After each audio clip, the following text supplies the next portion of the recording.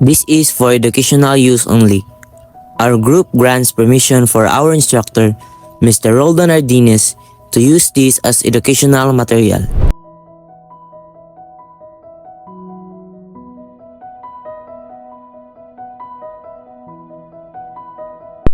Good day everyone! We are Group 4 and today we will discuss a topic that affects nations, economies, cultures, and the survival of communities worldwide. Global food security. Food is a basic human need, yet millions still struggle to access nutritious meals daily. Our discussion will explore why this happens and what factors contribute to food insecurity, and how global systems attempt to address it. So in this report, we will cover the following: the definition of global food security, followed by the factors affecting food security and the Philippines' experience during the pandemic, followed by the 5 components of food security, followed by a critique of existing global food security models. Next is major threats to food systems, followed by the environmental crisis linked to food production, and lastly, whether achieving food security worldwide is truly possible. So let us begin by understanding what global food security truly means. Global food security refers to a condition where all people at all times have physical, social, and economic access to sufficient, safe, and nutritious food that meets their dietary needs and food preferences for an active and healthy life.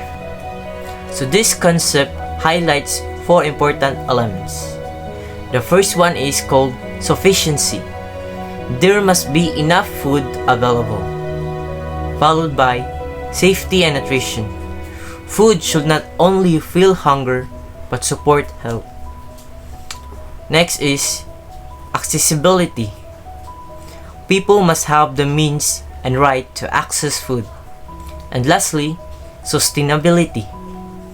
Access to food must be consistent over time, not only during economic highs or good harvest seasons.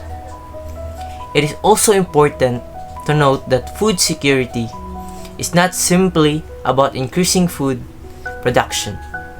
The world currently produces enough food and to feed the global population, yet distribution inequality, poverty, political conflict, and climate change prevent equal access.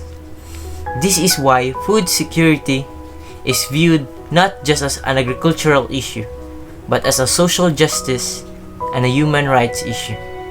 Several interconnected factors influence global food security: agricultural productivity and technology. Countries with advanced farming technology produce more food efficiently. Climate and natural resources, weather patterns, water, and soil quality determine food output. Economic stability and income. Even when food exists, people need purchasing power to access it. Government policies and the trade system, tariffs, subsidize and import or export. Rules affect food process and supply. Population growth and urbanization, demand increase while farmland decreases. Now, look at the Philippines during the COVID-19 pandemic. The pandemic exposed weakness in our food supply chain. Lockdowns restricted transportation and agricultural products from rural areas to urban markets. Farmers struggled to sell crops due to mobility restrictions, while consumers faced price increases and scarcity. Many Filipinos also lost employment, reducing their ability to purchase food even when supplies were available. Government interventions like community pantries, relief programs, and the plant program help mitigate hunger, but this solution highlighted the importance of strengthening local agriculture and reduced reliance on the imports. The pandemic taught us that food security must be resilient to crisis, not just stable under normal conditions. Food security has five core components that must work together. First is the food availability. This refers to the actual presence of food within a region through local production, storage, trade, and imports. A country may have fertile land yet still lack availability due to poor agricultural systems or reliance on imported staples. Second is the food accessibility. Even food exists, people must have physical and financial access to it. Accessibility is affected by transportation, networks, market pricing, and household income. Next is the food utilization. This relates to how food is consumed and processed with the body. Proper utilization requires nutritious diets, safe food handling, sanitation, and healthcare. Malnutrition can occur even when food is accessible if diets lack nutrients. Next is the food stability. Food access must be consistent over time, meaning supplies should not collapse during typhoons, droughts, war, or economic crisis. Instability makes households vulnerable. The last one is the food agency. This focuses on power and governance. People should have autonomy to make decisions about what they eat and how food systems are managed. Farmers must have rights to land, resources, and markets. Together, these components emphasize that food security is multi-dimensional. It is not enough to have food. Several international frameworks aim to measure and achieve food security. However, each model has limitation. There are three models. The first one is Global Food Security Index, or GFSI. There are strengths and weaknesses. The strength is uses large-scale data across countries to measure availability, affordability, and quality. Weakness focuses on national average, which may overlook marginalized groups such as rural farmers or urban poor communities. The second is the FAO's food system approach. The strength is focuses on sustainability, environmental impact, and long-term solutions. The weakness is hard to adapt for countries lacking resources and technology or stable governance. And lastly is the market-driven models. The strength is boost productivity, exports, and trades. And the weakness is often favors large agribusiness, leading to monocropping, loss of biodiversity, and displacement of small farmers.